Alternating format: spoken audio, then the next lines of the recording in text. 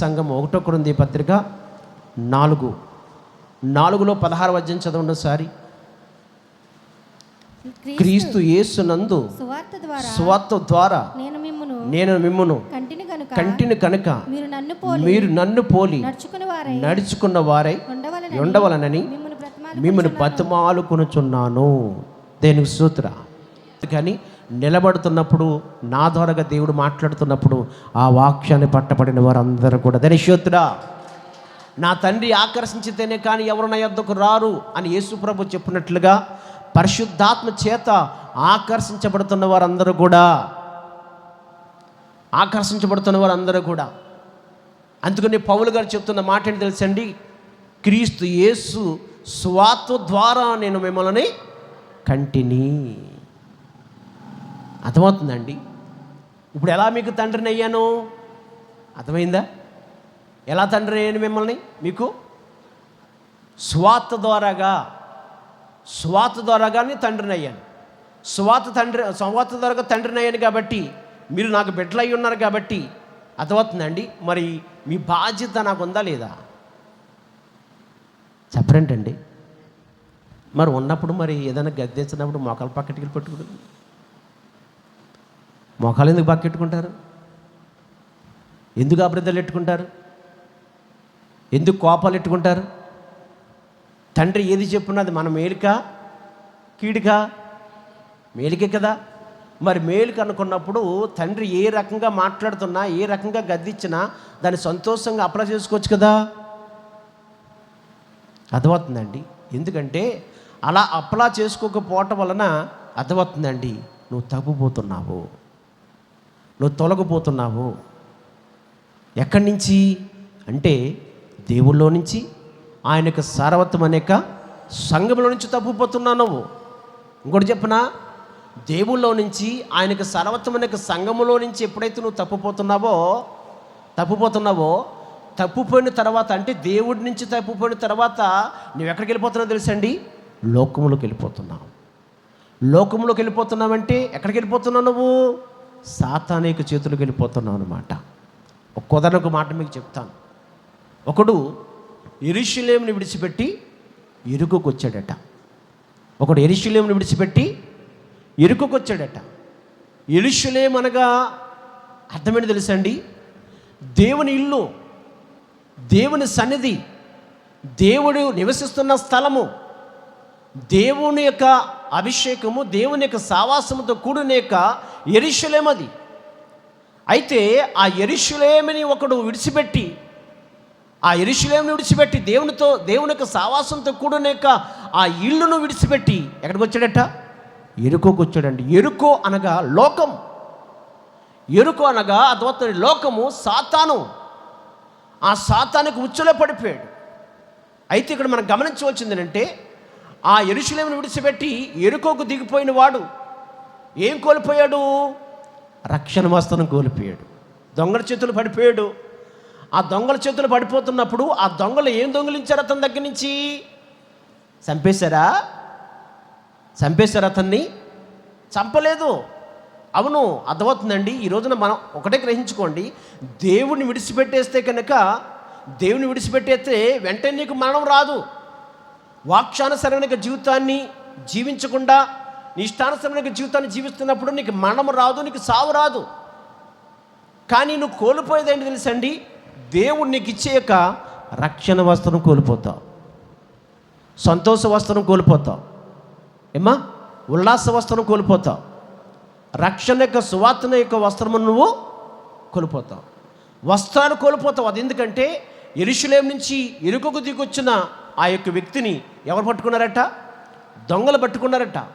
దొంగలు పట్టుకున్నప్పుడు ఆ దొంగలు అతని దగ్గర నుంచి ఏం దొంగిలించారు? అతని చేతిలో ఉన్న, అతని జేబులో ఉన్న బంగారమా? చెప్పరేంటండి? బంగారమా? అర్థమవుతుందండి? ఎండ డబ్బా కాదు, అతని వస్త్రమును దొంగిలించును అన్నట్టు వాక్యం. అదే ఆ వస్త్రాన్ని దొంగిలించారట. ఇప్పుడు నష్టపోయింది ఏంటి? ఇప్పుడు యెరూషలేముని విడిచిపెట్టి యెరికోకు రావటం వలన అతను నష్టపోయింది ఏంటి తెలుసండి? రక్షణ వస్త్రము, ఉల్లాస వస్త్రము, సంతోషక వస్త్రము, సమాధానకరమైన వస్త్రము, సమస్తమును కూలిపోయాడు అతను. అర్థమవుతుందండి. అటువంటి భయంకరమైన పరిస్థితుల్లో నువ్వు పడిపోతావని, అటువంటి భయంకరమైన పరిస్థితుల్లో నువ్వు పడిపోతావని దైవజనుడు వేదన, ఆయన యొక్క బాధ, ఆయన యొక్క మరి దుఃఖము దేని కొరకు అనుకుంటున్నారు? బిడ్డల కొరకు. నువ్వు వెళ్ళిపోతే అర్థమవుతుందండి, దైవజనుడికి నష్టం లేదు. నువ్వు తొలగిపోతే దైవజనుడికి ఏం నష్టం లేదు, ఏ ప్రమాదం రాదు. ఎందుకంటే నువ్వు వెళ్ళిపోయావనుకోండి, నీ స్థానంలో ఇంకొకరిని పెట్టుకుంటాడు దేవుడు. ఎందుకంటే ఒకటే గ్రహించుకోండి, నాకు అర్థమవుతుందండి, నాకు దేవుడు ఒక్కడే, కానీ దేవుడికి అనేక మంది ఉన్నారు. నాకు మాత్రం దేవుడు ఒక్కడే, ఆయనే దిక్కు, ఆయనే నా కొండ, ఆయనే నా కోట, ఆయనే నా శైలము, నా దుర్గము, ఆయనే నాకు ఒక్కడే. కానీ ఆయనకి మాత్రం అనేక మంది ఉన్నారు. కాబట్టి గమనించండి, దేవుడి సన్నిధిలో నుంచి, దేవుళ్ళ నుంచి నువ్వు తప్పిపోతే కనుక నష్టపోయేది మనమే తప్ప దేవుడు కాదు, దైవజనుడు కాదు. ఎందుకంటే నువ్వు మౌనముగా ఉంటే రాళ్ళు ఆయన శుద్ధిస్తాయని చెప్పేసి అన్నాడు. దానికి శుద్ర మనము తప్పుపోయి, మనము తొలగిపోయి, దేవుని సన్నిధి, దేవునికి సేవకుని విడిచిపెట్టి మనము తొలగిపోతే కనుక నష్టపోయేది మనమే తప్ప దైవజనుడు కాదు, దేవుడు కాదు. అందుకని కదా మోషేతో ఏమన్నాడు? మోషే, వీరు లోబడిన ప్రజల కనుక, వీరు నాకు లోబడిన ప్రజల కనుక నువ్వు పక్కకు తప్పుకో, నువ్వు పక్క తప్పుకో, వీళ్ళు తుడిసివేసి నీ త్వరగా అనేక మందికి జనంగా నేను పుట్టిస్తానని చెప్పేసి అన్నాడు. దాని శ్రోత్ర అన్నాడు లేదా? అందుకు కాబట్టి అర్థమవుతుందంటే దేవుడు ఆలోచించాడు, నాకు దేవుడు అక్కడే, ఆయన లేకపోతే నాకు బ్రతుకు లేదు, ఆయన లేకపోతే నాకు జీవితం లేదు, ఆయన లేకపోతే అసలు ఈ లోకములో ఏమాత్రం కూడా నేను జీవించడానికి అవకాశం లేదు. కానీ ఆయనకి మాత్రం కోట్ల మందిని పుట్టించుకుంటాడు. అవసరం వస్తే కోట్ల మందిని పుట్టించుకుంటాడండి ఆయన, కొన్ని లక్షల మంది నుంచి పుట్టించుకుంటాడు ఆయన. ఆయనకి అసాధ్యం అనేది ఏదో లేదు, సమస్తమును సాధ్యమే. కాబట్టి నువ్వు గ్రహించుకోవాల్సింది అంటే, ఆలోచించండి, దేవుని విడిచిపెట్టి, అర్థమవుతుందా? దేవుని విడిచిపెట్టి నువ్వు తిరిగితే కనుక నష్టపోయేది మనమే, నష్టపోయేది మనమే. ఏదో దేవుని కృపను బట్టి మళ్ళా లేవుడు వెళ్ళి ఆ గాయాలను తుడిసి, వింటున్నారు తల్లి, ఆ గాయాలను తుడిసి పూట కూలవాడికి అతన్ని అప్పచెప్పాడు. పూట కూలవాడి స్థానంలో ఎవరన్నా తెలుసండి? దైవజనుడు. ఆ లేవుడు ఎవరు తెలుసండి? యేసుక్రీస్తు. ఆ వస్త్రాలు పోగొట్టుకున్న వాడు ఎవరు తెలుసండి? విశ్వాసి. ఇప్పుడు ఏమన్నాడు యేసు ప్రభు?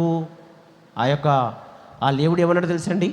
ఆ పూట కొలువడితోటి, ఇదిగో నేను వచ్చేంత వరకు కూడా ఇతను నువ్వు కాయాలన్నాడు. ధనిష్యుత్ర కాయాలన్నాడు. ఇప్పుడు ఆలోచించండి, ఇప్పుడు ఆ యేసుక్రీస్తు, యేసు రక్తము చేత అప్పచెప్పున, పరిశుద్ధాత్మ చేత అప్పచెప్పబడిన ఆ విశ్వాసుని కాసే బాధ్యత దైవజనుడి ఉంది, దైవజనుడి మీద ఉందండి. అందు కాబట్టి ఆ వ్యక్తి తప్పుపోకుండా, ఆ వ్యక్తి లోకంలో పడిపోకుండా, ఆ వ్యక్తి పతనానికి వెళ్ళిపోకుండా, నాశనానికి వెళ్ళిపోకుండా అనేక రకాలుగా దేవుడు గద్దిస్తూ ఉంటాడు. దినశుద్ర దేవుని దాశుందరగా దేవుడు మాట్లాడుతూ ఉంటాడు. ఎందుకు చెప్తుందో తెలుసండి? ఆలోచించండి, నీవు తప్పుపోతున్నప్పుడు నీకు తెలిగిపోవచ్చేమో బాధ, కానీ నువ్వు తప్పుపోతున్నప్పుడు దైవజనుడికి తెలుస్తుంది కంపల్సరిగా. కన్న తండ్రికి తెలుస్తుంది, కన్న తండ్రికి కంపల్సరికి తెలుస్తుంది నువ్వు తప్పుపోతున్నావు అన్న విషయము, నువ్వు తొలగిపోతున్న విషయము, నువ్వు పతనమైపోతున్నావు అనే విషయము కన్న తండ్రికి కంపల్సరికి తెలుస్తుంది. ఆ తెలిసినప్పుడు ప్రతి విషయంలో కూడా ఆయన మాట చేత గద్దిస్తూ ఉంటాడు. ధనిష్యుతుడా హల్లెలూయా. ఎందుకంటే కన్న తండ్రికి ఒక భయం అండి, కన్న తండ్రికి ఒక భయము. ఎందుకు భయము అంటే తప్పుపోతామనే భయము. అందుకని కొరింథీ సంఘముకి అపొస్తలుడు పౌలు గారు ఒక మాట అంటాడు, చూడండి ఒకసారి. 2 కొరింథీ పత్రిక 11:2-3 చదువుకుందాం. దేవాశక్తితో మీ ఎడల ఆసక్తి కలిగి ఉన్నాను, ఎందుకనగా చదవమ్మా. ఎందుకనగా పవిత్రులైన కన్యకులుగా ఒక్కడే పురుషునికి అనగా క్రీస్తుకు సమర్పించవలనని మిమ్మల్ని ప్రదానము చేసితిని గాని. చూసారా, ఒకే పురుషుడైన యేసు క్రీస్తుకి ప్రదానమును చేసితిని గాని అంటాడు. మళ్ళీ అక్కడ చేశాడంట, వింటున్నారు తల్లి, చేశాడంట. మరి చేసిన తర్వాత ఇంకా కాని అంటున్నాడేంటి? మీకు అర్థమవుతుందా బాబు? వెనకున్న వాళ్ళకి అర్థమవుతుందా? ప్రదానం చేశాడట, ప్రదానం చేశాడు. ఇంకా ప్రదానం చేసేసిన తర్వాత ఇంకా ఆయనకి భయం ఏంటి ఇప్పుడు? కాని అంటే దానికి అర్థం ఏంటి ఇప్పుడు? భయపడుతున్నాడు. ఇంకా ప్రదానం అయిపోయిన తర్వాత ఇప్పుడు ఎక్కడో ఒక అమ్మాయి ఉంది, ఆ అమ్మాయిని చూసుకున్నారు, ఇద్దరికీ నచ్చింది, కట్నాలన్నీ కూడా మాటలైపోయిన తర్వాత మరి దైవజనులకు సమూహంలోనూ పెద్దలకు సమూహంలోనూ ప్రధానం అయిపోయింది. ఇంకా ప్రధానం అయిపోతుంటే ఇంకా సగం పెళ్ళి అయిపోయినట్టే కదా, అవునే కదా, సగం పెళ్ళి అయిపోయినట్లే. అవును, ఈరోజు చూడండి ఒకసారి, ప్రధానమైన మొదలుకొని అర్థమవుతుందండి, పెళ్ళి కట్టకుండా తాడు కట్టకుండానే అర్థమవుతుందండి. ప్రధానమైన వెంటనే, అప్పటి వరకు కూడా సరిగ్గా మాట్లాడమేమో కానీ చూసుకుంటారు, కానీ ప్రధానమైన వెంటనే అతను పెళ్లి కుమారుడు పిల్లకి చల్లిచ్చేస్తాడు. ఏమెత్తాడు? వాళ్ళ అమ్మకి వాళ్ళ నాన్నకి తెలీదు ఇచ్చినట్లు. అతని పిల్లకి చల్లిచ్చేస్తాడు. ప్రధానమైన తర్వాత చల్లవటం ఏంటి? చల్లిచ్చేస్తాడు. చల్లిచ్చేసిన కాడి నుంచి అర్థమవుతుందండి, ఫోన్ చేస్తుంది, ఎక్కడున్నావో అర్థమవుతుందండి. మొత్తం అరలు అడుగుతుంది అన్నమాట. ఏం తిన్నావు, ఏం కూర, ప్రతీది కూడా అర్థమవుతుందండి. అలా ఈ కూరడు కూడా ఫోన్ చేస్తాడు, ఏం తిన్నావు, పడుకున్నావా, అర్థమవుతుందా? ఈ నిద్రోడు, అమ్మాయి నిద్ర అనవడు, ఈ అమ్మాయి నిద్రవదు, ఆ కుర్రోడు నిద్ర అనవదు. అర్థమవుతుందండి. ప్రధానమైన వెంటనే ఎందుకు ఈ కలెక్షను అంటే, ప్రధానం ఎప్పుడైతే జరిగిందో ఇంకా సగం పెళ్ళి అయిపోయినట్టు లెక్క, ఇంకా తల్లికి తండ్రికి ధీమా, ఆ పలాను కుర్రోడ్ను చేసి ఆ పలాను కుర్రోడ్ను చూసి ఇంకా ప్రధానం అయిపోయింది, ఇంకా పెళ్ళి అయిపోయినట్టు లెక్క. ఇంకా పిల్లడి కోసం టెన్షన్ లేదు. దేనికోసం టెన్షను? ఆడికిచ్చే కట్నం కోసం, ఎలా పెళ్లి జరుగుతుందని ఆ విషయంలో టెన్షనే తప్ప పిల్లడి కోసము ఇంకా టెన్షన్ లేదు. ఎందుకంటే ప్రధానం అయిపోయింది, ఇంకా సగం పెళ్ళి అయిపోయింది, ఇక్కడ ఇంకా టెన్షన్ లేదన్నమాట. అలాగే అపోస్తలుడైన పౌలు గారు సువార్త ద్వారాగా అనేక మందిని కని ఆ కనిన వారిని, ఆ సువార్త ద్వారాగా అనేక మందిని దేవునికి, అంటే ప్రభువైన యేసుక్రీస్తు యొక్క వరుడికి ప్రదానం చేసేసాడు. మరి ప్రదానం చేసిన తర్వాత కానీ అన్నాడంటే, భయపడుతున్నాడంటే దానికి అర్థం ఏంటంటే, వాక్యం ఉంది, ఏర్పరిచిన వారిని సైతము కూడా సాతానుడు మోసగిస్తాడు అన్న వాక్యం ఉంది. ఆ వాక్యాన్ని బట్టి ఆ విషయం తెలుసున్న పౌలు గారు ప్రదానం చేశాను కానీ ఇక్కడ అంటున్నాడు, చదువుకో. సర్పము తన కుయుక్తి చేత అవ్వను మోసపరచినట్లు నీ మనసులను చెరపబడి క్రీస్తు ఎడల ఉన్న సరళత నుండి పవిత్రత నుండి ఎట్లైనను తొలగిపోనేమని భయపడుచున్నాను. ధనిష్యోత్తర భయము దైవజనుడికి భయపడుతున్నాడు. ఎందుకు భయపడుతున్నాడంటే, ప్రదానం చేయబడిన బాత్మేషన్ తీసుకున్నావు నువ్వు. బాత్మేషన్ తీసుకున్న తర్వాత అర్థమవుతుందండి, బాత్మేషన్ తీసుకోక మునుపు లోక సంబంధమైన మనుషువు.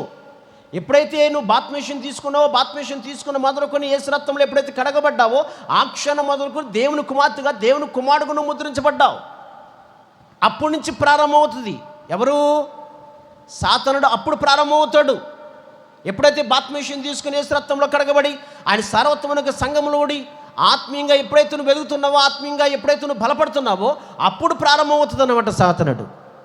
లోకంలో ఉన్నప్పుడు, లోకంతో జీవిస్తున్నప్పుడు, లోకములో నువ్వు చెడు మార్గంలో జీవిస్తున్నప్పుడు సాతానుడు ఏమాత్రం టచ్ చేయడు, నీ జోలికి రాడు. ఎందుకంటే నువ్వు దేవుని అద్వతండి లోకంలో ఉన్నప్పుడు వాడు సంబంధివు కాబట్టి, వాడు బిడ్డవు కాబట్టి ఇంకా ఏమాత్రం పట్టించుకోడు. కానీ ఎప్పుడైతే ఆలోచించి లోకంలో నుంచి వేరే ఆయన యొక్క సంఘానికి ఎప్పుడైతే వచ్చావో, సువార్త ద్వారా ఎప్పుడైతే నువ్వు పట్టబడ్డావో, ఆ క్షణం మొదలుకొని నీ మీద టార్గెట్ పెట్టి ఏదో రకంగా నేను నాశనం చేయాలి, ఏదో రకంగా నేను పాడు చేయాలి, ఏదో రకంగా నేను తప్పించాలని ఎన్నో రకాలుగా వాడు ప్రయత్నాలు చేస్తూ ఉంటాడు. వాడి ప్రయత్నాలు అనేవి అర్థమవుతుందండి, నీ మీద దాడి చేయకుండా ఉండాలని దేవునికి దేవారాత్రులు కూడా కన్నీటితో ప్రార్థన చేస్తున్నాడు దైవజనుడు. ఆనాడు ఇశ్రాయేలు ప్రజల విషయంలో మోషే బతిమాలుకున్నట్లుగా వేడుకున్నట్లుగా దేవుడి దగ్గర గోజాడుతున్నాడు. ఏమంటున్నాడు తెలుసండి మోషే గారు? అయ్యవారి పాపాలు క్షమించి నీ రాజ్యములో నీవు తీసుకెళ్తాన ఆ దేశంలోనికి వారిని తీసుకెళ్ళు.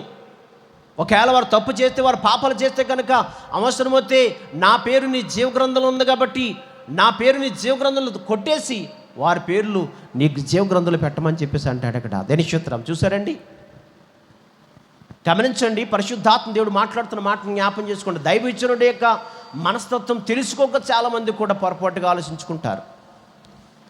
దైవజనుడి యొక్క మనస్సు ఎరగక చాలామంది భయంకరంగా వ్యతిరేకంగా ఆలోచించుకుంటూ వ్యతిరేకంగా ప్రవర్తిస్తారు చాలామంది కూడా. అవును, మోషే దగ్గరికి కోరాహు, దాతాబు, అబ్రాములు వచ్చి అతనికి ఆ ముగ్గురికే కాకుండా అద్వత్తండి వారికి 250 మందిని పోజేసుకుని అద్వత్తండి అక్కడికి వెళ్ళి మోషే మీద తిరుగుబాటు చేస్తున్నాడు. సర్వ సమాజంలో అందరూ కూడా పరిశుద్ధులే. మోషే, ఇంకా నీతో మాకు ఏం పని లేదు, దేవుడు మాతో కూడా మాట్లాడుతున్నాడు అన్నట్లుగా ఆలోచన మోషేకి వ్యతిరేకంగా నిలబడ్డారంట, వాళ్ళు విరోధముగా నిలబడ్డారట. అప్పుడు మోషే వాళ్ళు ఎదురుగుండా సాష్టాంగంగా నమస్కారం చేస్తూ అలా మాట్లాడొద్దామని చెప్పేసి దేవుని దగ్గరికి రండి అని చెప్పేసి అక్కడ నమస్కారం చేసినట్లు కూడా ఉంటుంది ఆ సంఖ్యాకాండములో అద్వత్తండి 16వ అధ్యాయంలో. ఎందుకు అంత బతిమాలుకుంటున్నాడు? ఎందుకు విశ్వాసుల విషయంలో ఎందుకు బతిమాలుకుంటున్నాడు? పదే ఎందుకు ఫోన్లు చేసి అడుగుతున్నాడు తప్పుపోతున్నప్పుడు? గడవకంటారా? లేకపోతే అర్థమవుతుందండి వాళ్ళ మీద బాగా ఇష్టం ఉండంటారా? వాళ్ళ మీదే కదండి, అర్థమవుతుందండి. అందరి మీద ఆలోచించండి. దైవజనుడికి ఇష్టం ఉంటుంది. ఎందుకంటే కుటుంబంలో తండ్రికి ఆలోచించండి, కుమార్తెలో ఒక రకంగా కుమారులో ఒక రకంగా చూస్తాడా? చెప్పరేంటండి, మీరు చూస్తారా? అర్థమవుతుందండి. అలాగే దైవజనుడు కూడా సంఘంలో ఉన్న ప్రతి ఒక్కరిని కూడా ఏమన్నాడు అక్కడ? కన్నాను అన్నాడు. సువార్త దగ్గర ఏమన్నాడు? కంటిని అన్నాడు. ఆ కంటిని వారిని అర్థమవుతుందండి. ప్రతి ఒక్కరిని ఒక రకంగా చూస్తాడు దైవజనుడు. ఒకరిని ఒక రకంగా, ఇంకొకరు ఒక రకంగా చూస్తాడు. చూడడం కానీ ఎందుకు వాళ్ళ మీద ఇంట్రెస్ట్ పెడుతున్నాడంటే 99 గొర్రెల కన్నా తప్పిపోతున్న ఒక గొర్రె మీదే ఇంట్రెస్ట్ చూపించాడు. ఆ ఒక్క గొర్రె కోసమే ఆలోచిస్తున్నాడు. ఆ ఒక్క గొర్రె కొరకే. ఎందుకంటే ఆల్రెడీ 99 యొక్క గొర్రెలు రక్షణ పొందుకున్నాయి, మందలోకి వచ్చేసినాయి. ఆ 99 గొర్రెలు ఉన్నాయి కదా, పోతే పోయిందిలే ఒక గొర్రె ఏంటి అన్నట్టుగా లేకుండా ఆ ఒక్క గొర్రెకి ఎందుకు అంత ప్రయాసపడుతున్నాడు ఆయన? ఎందుకంటే దేవుని దృష్టిలో ఒక ఆత్మ నశించిపోవటము ఆయనకి ఇష్టం కాదు. నువ్వు అనుకోవచ్చు, ఎందుకంటే అంత బతిమాలుకుంటారు. అర్థమవుతుందండి. ఒకటే చెప్పాడు దైవజనుడు కూడా కొన్ని నియమాలు ఉన్నాయి, నియమాలు లేకుండా ఉండవు. అర్థమవుతుందండి. ఆడు చచ్చిపోయేంత వరకు, అర్థమవుతుందండి, ఆడు పోయేంత వరకు కూడా కాళ్ళెట్టుకుని బతిమలేడు. దైవజనుడికి కూడా ఒక నియమాలు పెట్టాడు దేవుడు. ఎంతవరకు వారిని చూడాలో, ఎంతవరకు చూడాలో అంతవరకు చూస్తాడు. ఎందుకంటే కన్న తండ్రి కూడా పిల్లల్ని ఎంతవరకు సహించుకుంటాడు, ఎంతవరకు భరించుకుంటాడు? కొంతవరకే. కొంతవరకే. ఇంకా బాగా మించిపోయాడు అనుకోండి, పోతే పోరా బోడు ఏదో రకంగా బతుకుతానులే, వయసు అయిపోతే ఎవరో ఒకళ్ళు నన్ను ఇడిచేస్తారులే అనుకుంటారు. అర్థమవుతుందండి. పోతే పోరనుకుంటారు అంతే. అవును కదా? ఎందుకంటే ఎన్నిసార్లు కొట్టినా ఎన్నిసార్లు గద్దించినా కానీ నేను లేనప్పుడు ఇంకేస్తారు. అలాగే దైవజనుడు కూడా ఒక నియమాలు ఉంటాయి, కొన్ని నియమాలు పెట్టాడు దేవుడు. వాళ్ళు లెక్క ఉంటుంది ధనిష్యుత్తుగా. అర్థమవుతుందండి. అయితే ఎందుకు ఈ యొక్క దైవజనుడు యొక్క ప్రసన్న వేదన అంటే అర్థమవుతుందండి. ఆయన అరిచేతులతో చేసుకున్నాడు ఆదాము గారిని, అవ్వగారిని. ఎవరి అరిచేతులతో? దేవుడి అరిచేతులతో ఆయన పోలుకలో చేసుకున్నాడు. ఆయన పోలుకలో చేసుకుని ఏదేమో తోటలో చక్కగా పెట్టుకుని అతను ప్రతి సంత పోట వాళ్ళ దగ్గరకు వచ్చి చక్కగా మాట్లాడుకున్నవారు. మనం ఎవరి కోసం మాట్లాడుకుంటున్నాం? దేనికోసం మాట్లాడుకుంటున్నాం? కుటుంబం కోసం మాట్లాడుకుంటున్నాం. అవును కదా? ఆదిలో ఏదేమో తోట ఇల్లు, ఆ ఇంటిలో అర్థమవుతుందండి తండ్రిని యెహోవా, తండ్రి ఆదామవ్వ పిల్లలు, ఆ పిల్లల ఇంటికి అతను ఏదేమోతో ఇంటిలోకి వచ్చి చక్కగా మాట్లాడుకున్నవారు ఆదాముతోటి అవ్వతోటి. సడన్గా సాతనుడు దుష్టుడు వచ్చి దేవుని పిల్లలైన అవ్వమ్మను మోసగించింది. ప్రతిరోజు కూడా ఆయనతో సావాసం చేసేది, ప్రతిరోజు కూడా దేవునితో సావాసం చేసి దేవుని మాటలు వినేది. ప్రతి విషయంలో కూడా ఆదాము అవ్వ కూడా ఇద్దరు కూడా చక్కగా ఉండేవారు. కానీ అర్థమవుతుందండి, ఈ మోసపరుసు ఆత్మైన ఈ శాతానుడు, ఈ లుష్యురుపుడు ఎప్పుడైతే వచ్చాడో ఆ ఏదేము తోటలోకి వచ్చి అర్థమవుతుందండి, దేవుని కుమార్తె అయిన అవ్వమని మోసగించి ఆమె యొక్క దేవుడు ఆమెకి ఇచ్చిన ఆ సరళత నుంచి, ఆ పవిత్రత నుంచి ఆ యొక్క రక్షణ వస్త్రమును దొంగిలించేశాడు. దొంగిలించేసినప్పుడు అర్థమవుతుంది, ఏదేమో తోటలో నుంచి, అంటే ఆలోచించండి, దేవుని ఇంట్లో నుంచి బయటికి కట్టేశాడు. మీకు అర్థమవుతుందండి, అదే బాధ, అదే వేదన. ఎందుకంటే ఆనాడు మోషేకి తిరుగుబాటు చేస్తున్న కోరాహు, దాతాపు, అబ్రేములు భయంకరంగా తిరుగుబాటు చేస్తున్నప్పుడు అక్కడికి చెప్పాడు, బతిమాలుకున్నాడు మోషే కోరాహు, దాతాపు, అబ్రేములని, ఈ 250 మందిని కూడా బతిమాలుకున్నాడు. బతిమాలుకున్న కాడ వినలేదు వాళ్ళు. వినకుండా భయంకరంగా తిరుగుబాటు చేస్తున్నప్పుడు, దేవుని చేతికి అప్పచెప్పేస్తున్నప్పుడు ఆలోచించండి, ఈ కోరాహు, దాతాపు, అబ్రాములకి ఆలోచించండి, మానవుడికి రానంటి మహాభయంకర మరణం వాళ్ళకి వచ్చిందంట. ఏ మానవుడికి రాని మహాభయంకరంగా మరణం వాళ్ళకి వచ్చిందంట. వాళ్ళకి సపోర్ట్గా ఉన్న 250 మందిని అగ్ని చేత దేవుడు కాల్చేశాడంట. ఐగుప్తు దేశంలో నుంచి చక్కగా వారందరూ కూడా క్షేమంగా సురక్షితంగా నడిపించుకొస్తున్నప్పుడు, పగల ఎండ దెబ్బలను, రాత్రి ఎన్ని దెబ్బలేను తగలకుండా చక్కగా వాళ్ళకి ఆహారం ఆకలేస్తున్నప్పుడు మనను గురిపిస్తూ, దాహం వేస్తున్నప్పుడు బండ్లో నుంచి నీళ్ళిస్తూ చక్కగా ముందుకు కొనసాగుతూ జీవిస్తున్న వారి యొక్క జీవితంలో ఈ కోరాహు, దాతాపు, అబ్రేములు 250 మంది ఎందుకు వారు కాల్చిపోవాల్సింది, ఎందుకు వారు నశించిపోయారు, ఎందుకు వారు పతనమైపోయారు అంటే అర్థమవుతుందండి, దేవునికి తిరుగుబాటు చేయటం వలన. జగత్తు సుమి, దైవజనుడికి తిరుగుబాటు చేస్తున్నాం అనుకుంటున్నావేమో, దైవజనుడికి విరోధముగా జీవిస్తున్నానని, విరోధంగా మాట్లాడుతున్నామని అనుకుంటున్నామేమో, అనుకోవచ్చేమో, కానీ దైవజనుడికి కాదు. అర్థమవుతుందండి, మనం చెప్పాను, నేను అభిషేకించు నా దాసుని కనుగును ముట్టుకుంటే కనుక నా కనుగును ముట్టుకున్నట్లే అన్నాడు దేవుడు. దైవజనుడి యొక్క బాధ, వేదన దేని కొరకు అంటే, నువ్వు తప్పిపోతే కనుక పాడైంది మనమే, నష్టపోయేది మనమే. అర్థమవుతుందండి, దేవుడు ఏమాత్రం కూడా కాదు. కాబట్టి గ్రహించుకోండి, పరిశుద్ధాత్మ దేవుడు మాట్లాడుతున్న ఈ మాటను జ్ఞాపం చేసుకోవాలి. ప్రియ సహోదరి సహోదరుడా.